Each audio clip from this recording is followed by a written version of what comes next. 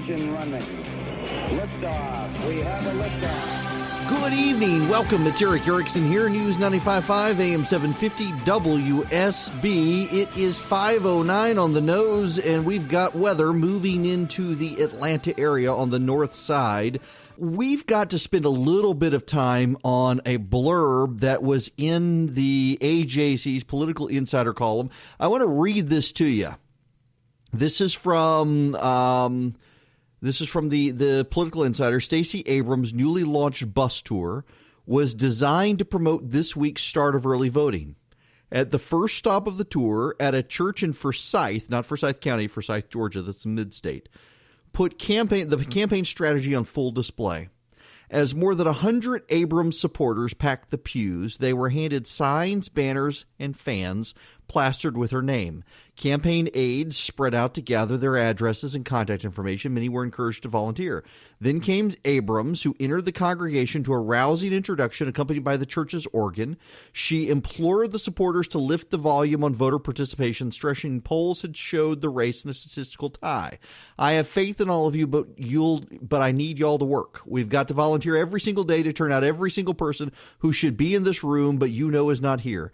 This is not a fight of miles. This is a fight of inches. As soon as she finished, her campaign volunteers deployed to the doors with thick stacks of paper at the ready. Each vote early flyer featured a smiling picture of Abrams and an address of the nearest polling place. Notice that this happened at a church. Can you imagine the press reaction if Brian Kemp was doing this sort of thing in churches around the state? Just more, I think, double standards on display. You got Stacey Abrams going on national television, making up counties in Georgia that don't exist, Glasgow County, attacking Brian Kemp, saying he's suppressing the black vote. He's trying to stop black voters from voting. Meanwhile, Stacey Abrams' campaign staffers are organizing protests to shut down white candidates. Again, if you weren't here for the last segment, I want to play this audio for you.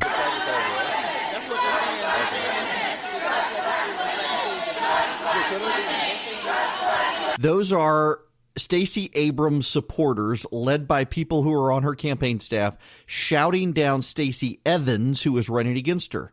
Stacey Evans is white, and the Stacey Abrams campaign staff began organizing the crowd to shout, "Trust black women," so that Stacey Evans could not be heard. In fact, I'm told Elizabeth Warren herself, this happened at the Netroots Nation convention in Atlanta last July, had to come out on stage and shush the crowd and get Stacey Evans off the stage as Abrams supporters were intimidating her, trying to force her to drop out of the race, as if only Stacey Abrams was allowed to campaign. Y'all, we're seeing the weaponization of race in this campaign, and it is not Brian Kemp. It is not the Republicans doing it. It is the Democrats, and I can assure you that they will be emboldened to do it further unless voters respond accordingly, which I think is going to happen. We should not allow them to weaponize race as they have been doing, scaring black voters and trying to intimidate white, Hispanic, and Asian voters in the state and try to harass the Kemp campaign. We do not need the Antifa-ization of campaigns in Georgia. By the way, this just popped in my head while Doug was talking, completely unrelated to traffic, you should know, but this whole trust black women thing, shouting down Stacey Evans, trying to intimidate white voters, this very much reminds me of the whole Kavanaugh situation, that we've got to believe all women. That Brett Kavanaugh must be guilty because some woman said so. What happened to that woman, by the way? She's fallen off the radar since this happened. So we got to believe all women, but not the women who defend Brett Kavanaugh, only the women who would damn him with faint praise or say he was guilty of something. This is identity politics at its most visceral and violent form. Short of actual physically beating people up, the idea that you must be shut out of society, you must be driven out of the town square, you must be taken off TV and radio, and your opinion is not valid unless you agree with this mob. That's what we saw with Brett Kavanaugh. Believe all women. Never mind that there were no witnesses. Never mind that all the people who were named as witnesses said it didn't happen. Never mind all the facts. We had to believe all women. Here, you got to trust black women. White women can't run for governor in Georgia. White men can't run for governor in Georgia. It's racist if anyone dares to stand up to Stacey Abrams. Weaponizing race it's not just happening in far out left wing states like California and Oregon and New York. It's happening here in Georgia, trying to weaponize race to intimidate people to not show up at the polls. And the only way you can stop it is if you do go vote, and you do vote for Kemp, for Republicans, for those who aren't engaging in the weaponization of race. Make your voice heard through that way to say this is unacceptable. Now, there's another thing, that they say this too only happens in far left states.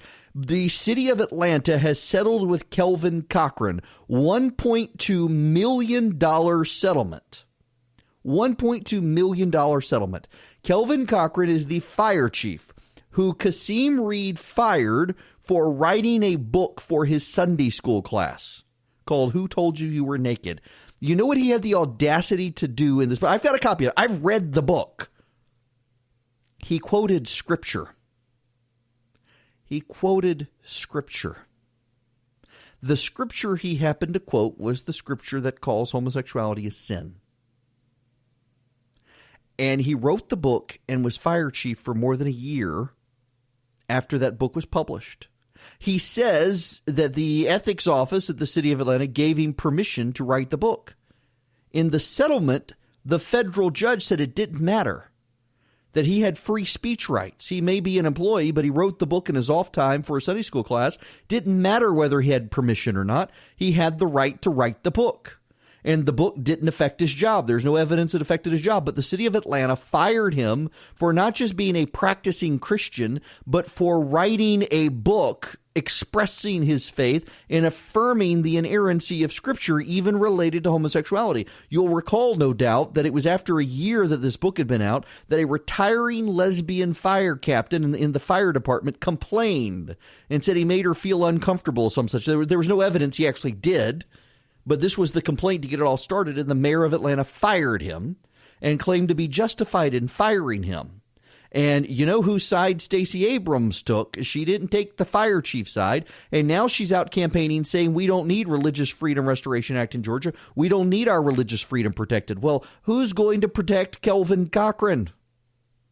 The city settled. They didn't want to admit they did anything wrong, but they decided it would cost them far more to continue the litigation than to settle for $1.2 million. Now, a jury would have taken it up for him, but he never should have had to go through this in the process. He should have never been fired by Atlanta for writing a book that accurately reflects the Christian faith, a book that he wrote for his Sunday school class. And again, Abrams and her supporters are on the wrong side of that. They're out there now denying that there's a problem in Georgia. A fire chief was fired for being a Christian, and the Democrats in Georgia say that's no big deal. It's no problem. Everybody move on. There's nothing to see here. And oh, by the way, if you vote for the white person, you're a racist. That's the Democratic message in Georgia. The madness of the Democratic Party you are seeing on TV every night in major cities around the country, it's happening here in Georgia too. We are not immune from this. It's happening. It just doesn't get covered the way it gets covered elsewhere, but it's happening. And the only way to respond to it, the only vaccine, is to vote. Y'all, with all the recent news about online security breaches, it's hard not to worry about where our data goes. Making an online purchase or simply accessing your email could put your private information at risk. You're being tracked online by social media sites, marketing companies, your mobile provider, your internet provider. Not only can they record your browsing history, they can often sell it to other companies who want to profit from your information. And you know this is true. You go on Facebook and you look at something, and next thing you know, all of a sudden you see these ads. Or, as a friend of mine did, you order a cheese plate on an airliner with your credit card, and next thing you know, on Facebook, all your ads are for that cheese company. Privacy is at stake these days. When I'm at home, I don't worry about it. But when I'm traveling more and more, I use ExpressVPN to ensure my privacy. ExpressVPN has easy-to-use apps that run seamlessly in the background on your computer, phone, and tablet. Turning on ExpressVPN only takes a click, and it secures and makes your internet browsing anonymous by encrypting your data and hiding your public IP address. Protecting yourself with ExpressVPN costs less than $7 a month. So protect your online activity today. Find out how you can get 3 months free at expressvpn.com/Eric, ERICK. That's EXPRESSVPN.com/ERICK for 3 months free with a 1-year package. Visit expressvpn.com/Eric to learn more.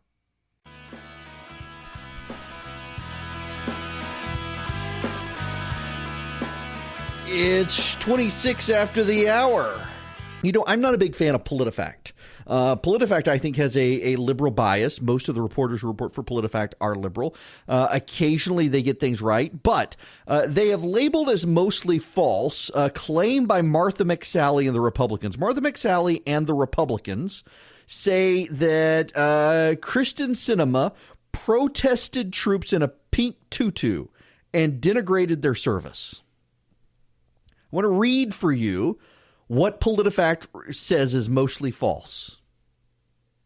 In at least one instance of an anti-war protest in Arizona, Kyrsten Sinema wore what looks like a pink tutu. She marched with Code Pink. Now, anyone who knows anything about the Code Pink protesters knows that every time they protest, they are protesting and attacking soldiers. They criticize people who are defending our country routinely. But even though Martha McSally is right on this, even though they admit that Kyrsten Sinema protested in a pink tutu designed to look like a female anatomy part, they say it was mostly false, that it was mostly false. How can you continue to – liberals rely on PolitiFact, but they always tend to take the liberal worldview on these things, and yet they're admitting she actually did protest in a pink tutu against troops.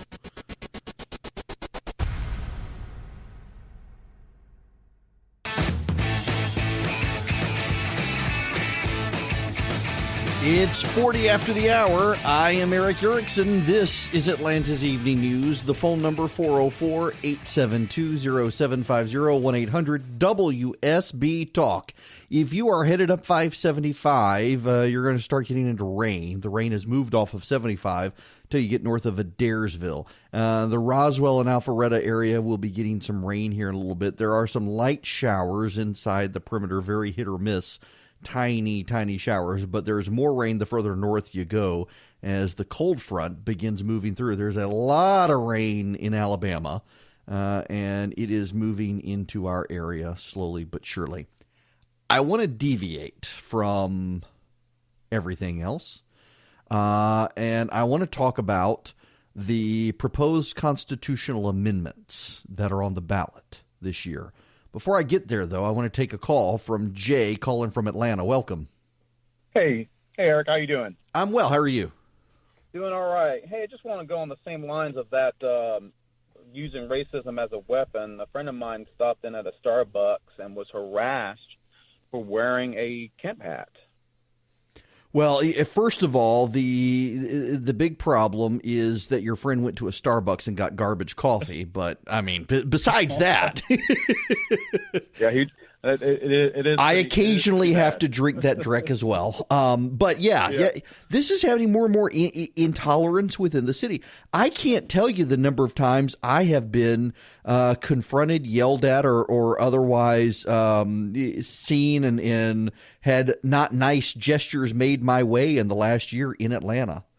Right, and it's a twofold thing because not only did they swear at him and called him a racist and basically supporting a racist supremacist, a white racist supremacist, they also threatened his life, and no one in the store did anything about it. Of course not, because most of them, I'm sure, agree. Yeah, this is happening more and more. It is not just happening in San Francisco and Portland, Oregon, and New York City. It's happening in Atlanta. I have heard so many stories like this, Jay, from people who they were wearing a Make America Great Again hat, or they were wearing Brian Kemp shirt, or I had a buddy who was wearing a something that had Rush Limbaugh's signature on it. I guess he had gotten it off the EIB store or something, and had people make terrible statements to them. It is, y'all, I have been yelled at the Atlanta airport while I was peeing. I kid you not. Our security guy, Alex, who is just brilliant, told me that from here on, you just got to go into a stall and close the door so nobody knows you're there, because it has happened more than once. I was actually a couple of years ago, went in the Chick-fil-A, what is that, Windy Hill up there by the Brave Stadium? RTS, Reformed Theological Seminary, is behind, what is it, Terrell Mill Road. And there's that Chick-fil-A there on Windy Hill, and I stopped there on the way to class, and actually had a guy follow me into the restroom to yell at me. I tell you what, nonetheless. Okay, I will take more of your phone calls, 404-872-0750, 1-800-WSB-TALK. I am probably going to vote no on all of the amendments. There is one that I may vote yes for. It's called Marcy's Law. You've probably seen the ad campaign for it. I still may vote no for it. I don't mean to offend. I've got a lot of friends who support it. Let me read you that one. This is Amendment 4 on the Constitution list. Shall the Constitution of Georgia be amended so as to provide certain rights to victims against whom a crime has allegedly been perpetrated and allow victims to assert such rights? That's already Georgia law. I don't know that we need a constitutional amendment to do what's already in Georgia law. And I'm always, when I have hesitation, always refrain from amending a constitutional document. But that one, if I was going to vote yes for any of them, that would be the one that I vote yes for, is to provide rights for victims of crime in the judicial process. But again, we already have that law in Georgia. It's already law. You don't need this constitutional amendment. There has been a push in states to amend constitutions to get this done. That wave has hit Georgia. There is significant money behind it. One rich person in particular believe it was a family member who was a victim of crime because they weren't notified when a defendant had been out of jail, and the defendant, I think, wound up killing them. And that's kind of what this does, is essentially if someone is in jail for committing a crime against you, you have the right to be notified that that person is getting out of jail or up for a parole hearing or what have you. And that's fair, but that's already Georgia law. What the advocates of this constitutional amendment say is that it's kind of a hodgepodge right now in each judicial circuit, and this would more uniformly dictate it. I think you could do it under Georgia law. This is not my hill to die on. If you want to support this, it is well-intentioned. Most of my friends are supporting Amendment 4 on the ballot. That's Marcy's Law. Provide rights for victims of crime in the judicial process. That is the only one that I think I would vote yes for. The others, I just see no need. The First Amendment on the ballot will create an outdoor stewardship trust fund to protect water quality, wildlife habitat, and parks. And what it would do is it wouldn't raise taxes. What it would do is take 80% of the existing sales taxes collected by sporting goods stores and allocate them into this fund. Why? You're essentially going to deprive municipalities of sales tax revenue to create an outdoor stewardship trust fund that's over time going to become a slush fund for someone. There's no need for that. The second one, which I just think is ridiculous, is a statewide business court to lower costs, enhance efficiency, and promote predictable judicial outcomes. That's what they say. So we've got local courts, municipal courts in Georgia. We got state courts in Georgia. We've got superior courts in Georgia. We got the Court of Appeals. We got the Supreme Court. Hey, let's add one more bureaucratic layer in the state, a business court. We don't need that. The superior courts in Georgia are just fine. We don't need that. The next one is encouraging the conservation, sustainability, and longevity of Georgia's working forest through tax subclassifications and grants. Again, it wouldn't raise taxes. It would just, it would reallocate grants, and there's just no need. And then authorize fair allocation of sales tax proceeds to counties and city school districts. If we're not already doing it, well, we got problems to begin with. We shouldn't have to amend the Constitution for this. I'm just not voting yes for any of these amendments.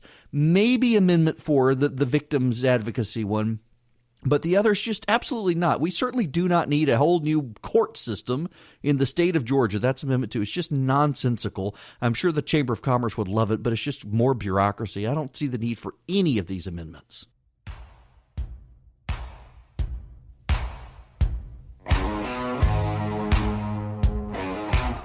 It's Eric Erickson here. I want to go straight to the phones. Jeff from Woodstock. I want you to chime in on Amendment 4. Mark, I appreciate it. Hey, listen,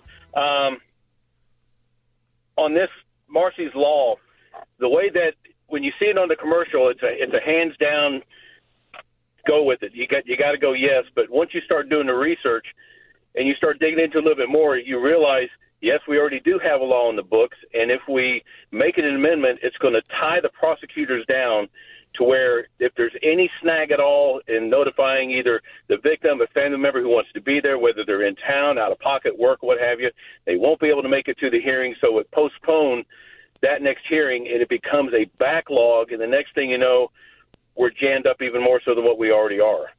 Yeah, I'm glad you said this, Jeff, because this is something several other police officers have raised that they worry about that, and a number of prosecutors have as well. This has been very popular with some prosecutors, but I'm voting no on all the amendments, including this Marcy's Law, not because I don't think it's a good idea, but we already have the state law in effect. I don't think we need to amend the Constitution for this.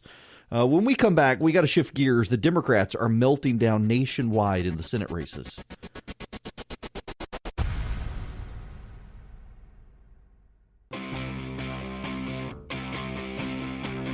Three, two, 1, 0. All engine running. Liftoff. We have a liftoff.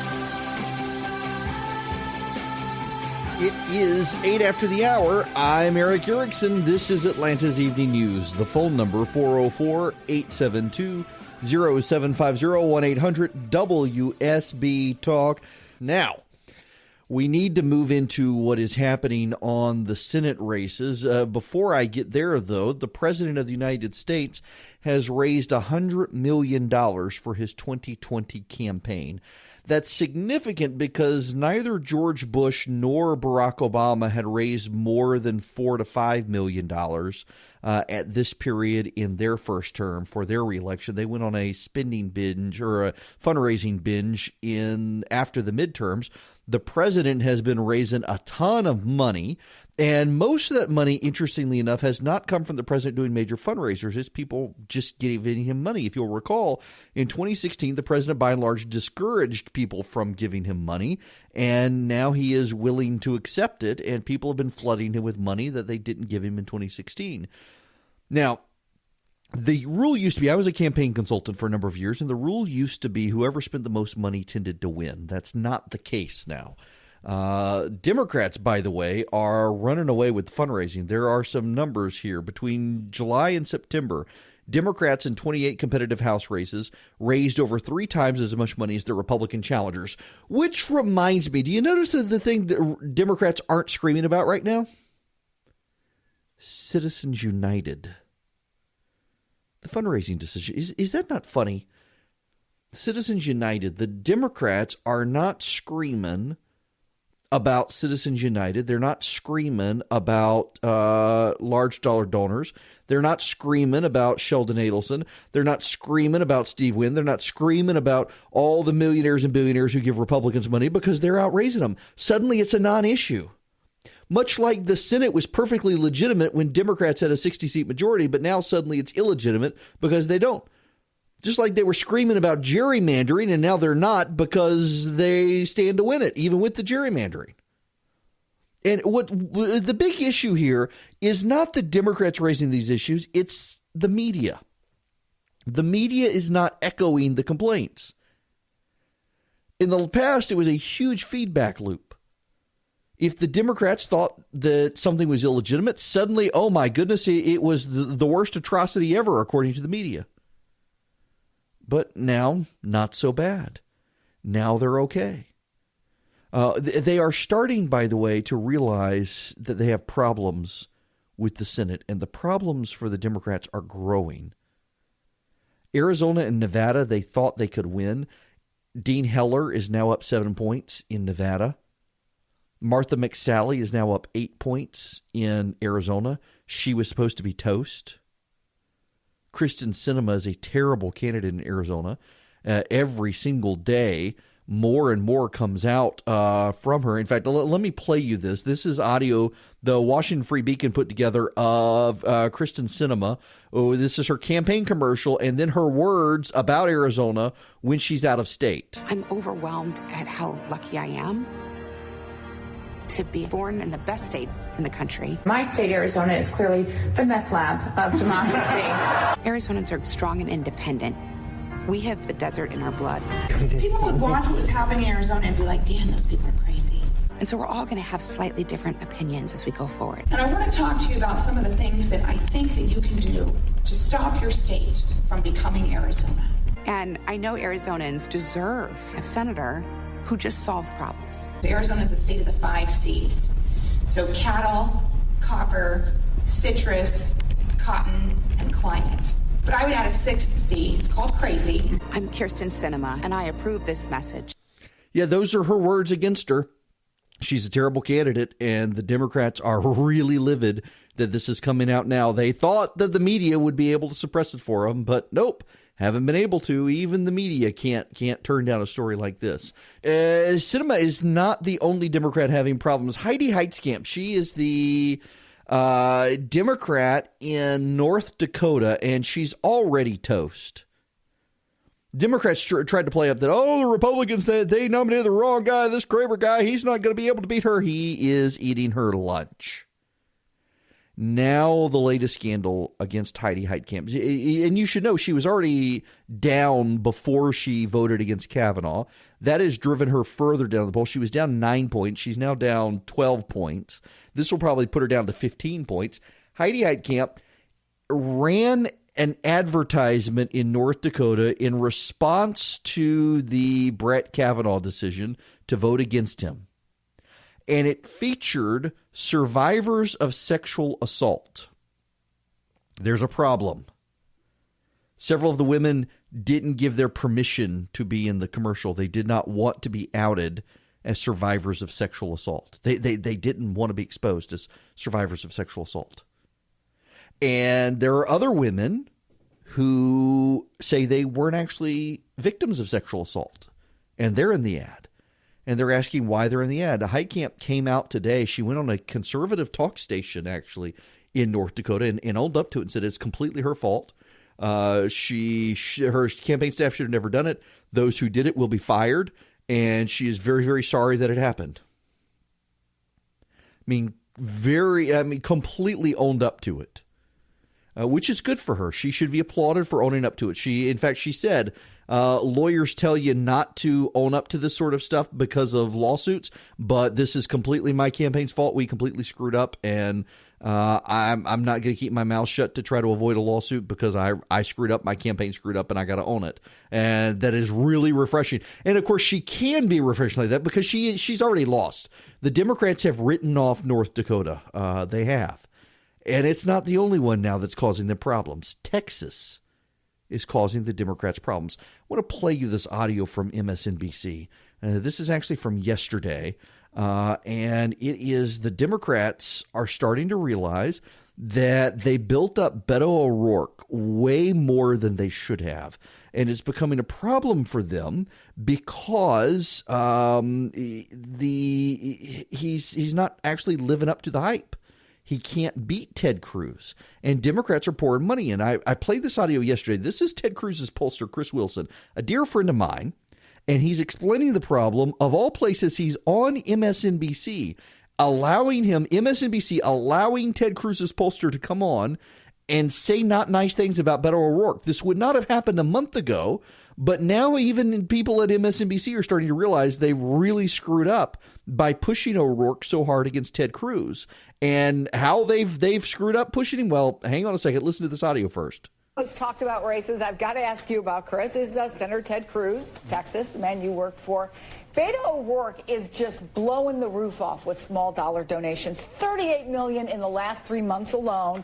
He has spent $15 million already on TV ads against Ted Cruz. But the latest New York Times poll shows him trailing Cruz by 8 points. He does. Quinnipiac has him down now, and what he achieved for that money is he is now the most unpopular statewide official or statewide figure in Texas. Is that what's going on here? Yeah, it is. He is absolutely, because he has sort of nationalized this figure. He has taken stands that do a great job raising money from a national liberal base, but all he's done is just cannibalize. Would have gone to Heidi Heitkamp or Claire McCaskill or other Democrats that could have saved their seats that are probably now going to go down to defeat, while O'Rourke is on this vanity mission that is just basically flushing money down the toilet.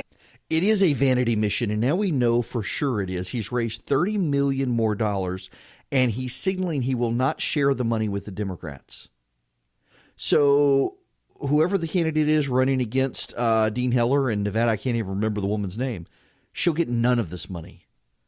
Kristen Sinema in Arizona, none of the money. Bill Nelson in Florida, none of the money. Oh, Bill Nelson in Florida, by the way, he's trying to fundraise off the hurricane. He's sending people a donation link, and the donation link is actually to a Democratic PAC claiming that it will give money for hurricane relief, but that money's actually going to left-wing causes. It's going to voter registration, and it's going to help Democratic candidates. It's not actually going to help put people back in their homes or provide them food or clothing or housing during this time. Bill Nelson trying to send people to Democratic fundraising campaign arms instead of actually sending them to legitimate aid organizations. That's hurting him, and O'Rourke is hogging all the cash in Texas, and he's going to lose. Y'all, with all the recent news about online security breaches, it's hard not to worry about where our data goes. Making an online purchase or simply accessing your email could put your private information at risk. You're being tracked online by social media sites, marketing companies, your mobile provider, your internet provider. Not only can they record your browsing history, they can often sell it to other companies who want to profit from your information. And you know this is true. You go on Facebook and you look at something, and next thing you know, all of a sudden you see these ads. Or, as a friend of mine did, you order a cheese plate on an airliner with your credit card, and next thing you know, on Facebook, all your ads are for that cheese company. Privacy is at stake these days. When I'm at home, I don't worry about it. But when I'm traveling more and more, I use ExpressVPN to ensure my privacy. ExpressVPN has easy-to-use apps that run seamlessly in the background on your computer, phone, and tablet. Turning on ExpressVPN only takes a click, and it secures and makes your internet browsing anonymous by encrypting your data and hiding your public IP address. Protecting yourself with ExpressVPN costs less than $7 a month. So protect your online activity today. Find out how you can get 3 months free at expressvpn.com/Eric, ERICK. That's EXPRESSVPN.com/ERICK for 3 months free with a 1-year package. Visit expressvpn.com/Eric to learn more.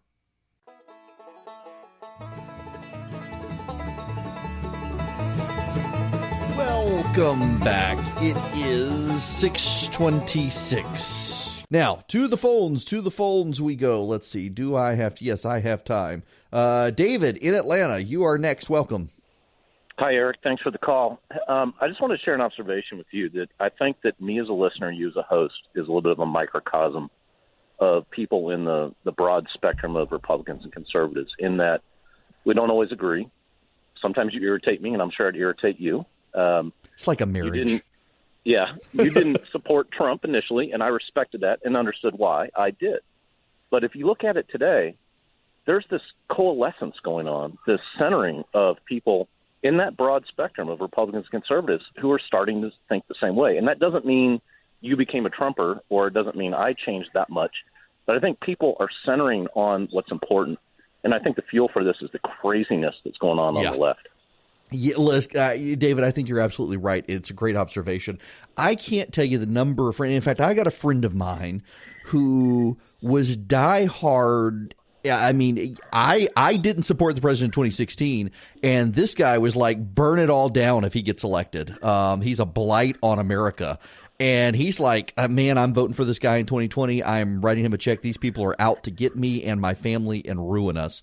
And I hear that from people all the time. The anger on the left is really driving people to the president, much more so than the president's actions sometimes tend to drive people away. I mean, like today, the president of the United States, no president should ever refer to anyone as a horse face, particularly the woman he cheated on his wife with. But I'm still probably going to vote for him in 2020 because what's the alternative? People who are even worse.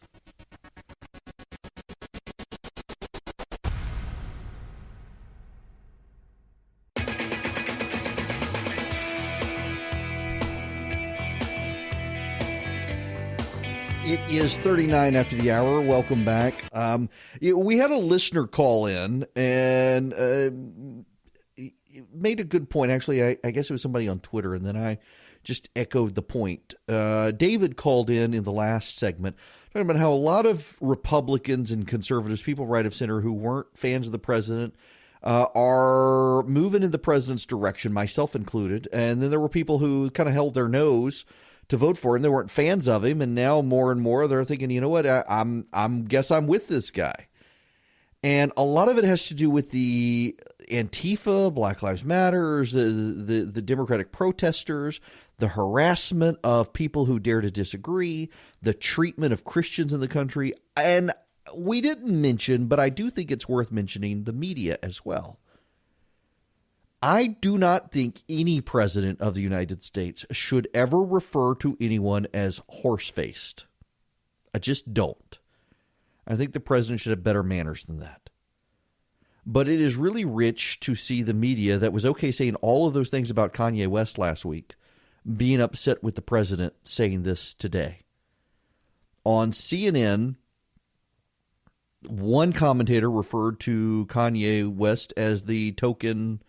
I don't even know if I can say that one on the air. It's not that N-word. It's the other one. And yet they were perfectly okay with that on CNN. But they're horrified by the president using that word, using that phrase horseface to talk about Stormy Daniels today.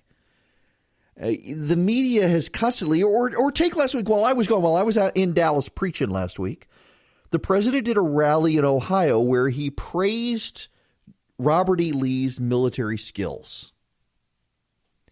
And the media blew that up. I mean, made a huge, huge issue out of it. NBC News went wall to wall in its coverage of the president praising Robert E. Lee. What they left out is that the reason he was praising Robert E. Lee, and by the way, it is completely not in dispute that Robert E. Lee was a brilliant general. I mean, even people who hate Robert E. Lee agree Robert E. Lee was a brilliant general, and that's what the president said. Robert E. Lee was a brilliant military strategist and general. And yet Ulysses S. Grant, who was a drunk, still beat him. That was his whole point. He built up Robert E. Lee to praise Ulysses S. Grant. And the media, NBC News in particular, went wall to wall in their coverage of savaging the president for praising Robert E. Lee, never pointing out that the reason he did it was to then praise Grant as even better and that Lincoln should have stuck with him. Now, what was so interesting is when they finally realized, it's like, oh, I guess he's making a Kavanaugh statement that he stuck by Brett Kavanaugh, that drunk too. No, I'm not kidding. There were Huffington Post reporters, among others, who were making that claim. You cannot get fair treatment from the American press corps these days. There are plenty of times where I vehemently disagree with things the president does, and I say so on this radio program, and it makes some of you really mad. Makes some of you really mad. Yeah, there are some of you listening, right, and I know you're listening right now, and you can't abide any criticism of the president. Any criticism of the president in your mind is treachery. But I criticize George W. Bush as well. What's so amazing to me is that you can't trust the media and so many people to actually criticize both sides and praise both sides. It's all one or the other. The media is just as bad as those who are always Trump. I think the real problem here, as much as the now never Trump people who have manifested themselves now, Republicans who are cheering on the Democrats because they hate the president so much, are the always Trump, who he can do whatever he wants and it's grand and glorious. I kind of like where I am. It's not the easy position to be in, but to say I think this is good and I think this is bad. And I think I'm voting for the president in 2020, but I really wish he wouldn't have done tariffs or called Stormy Daniels horseface or what have you. More honest position than everything he does is good or everything he does is bad. And some people, we have lost the ability as a people to nuance. The whole thing is unhinged, and the American media is so in the tank with the Democrats and the resistance. You can't get a fair hearing. You can't get honesty from the press these days. And it's unfortunate. because we really should have a free and honest press that gives us real truth. And they don't want to. I mean, look at the Kavanaugh situation. The number of reporters who went in the tank for the Democrats pushing the smears against Brett Kavanaugh. Look at so Jane Mayer from the New Yorker has now come out and said that she pushed the Deborah Ramirez story because if the Christine Blasey Ford story was true, she wanted to prove a pattern. She ran the story not because she believed it was true, but because she wanted to show a pattern of conduct if Ford's story was true, not if Ramirez's story was true. She wasn't concerned about the truth of Ramirez's story. They were, all of them in the tank to destroy Brett Kavanaugh because they wanted to stop him from getting on the Supreme Court. And now you got many members of the media. And by the way, NBC really has gotten to be the worst, I think. It used to be MSNBC, but MSNBC is slowly polluting and corrupting NBC more than it ever has. It's amazing to watch NBC reporters now saying, I think the Senate's illegitimate. I mean, this has to affect their reporting. Or you had the guy at the Washington Post over the weekend, the congressional reporter who blamed Republicans for the attempted assassination of Gabrielle Giffords in Arizona. And there was no political motivation in that attempted political assassination. Even the Washington Post has said it was BS to say so. And yet their own congressional reporter was blaming conservatives in National Review, the conservative publication, for it. Well, how has that affected his coverage of conservatives? The media does not give anyone a fair hearing these days. And that is really unfortunate. But hey, that's what I'm here for.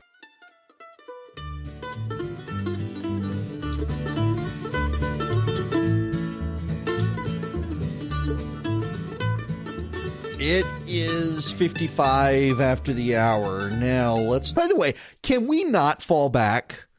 I mean, it is my wife's favorite day of the year. I realize that because you get an extra hour of sleep. But can we not? It is look outside your window right now. It is 6:56 p.m. and it's getting dark. Your headlights are on. Now, just a few months ago, your headlights did not have to be on right now because it was plenty bright. Can we not do fall back? I mean, I would rather get up in the mornings and it's still a little dark out and watch the sun come up and enjoy a sunrise than this. I mean, this is going to be in just a few weeks. This is going to be 5:56 p.m. Why do we have to do this? I think the daylight savings time and standard time laws are archaic. I would rather stay on daylight saving time instead of going back to standard time so we can have an evening and actually enjoy our evening a little bit, but absolutely not. Just garbage, people, to have this nonsense in the evenings. It makes me very perturbed that we have to do fallback in a few weeks. I don't want to, but I can't say this out loud because my wife would get in trouble. I would get in trouble with my wife. We're out of time.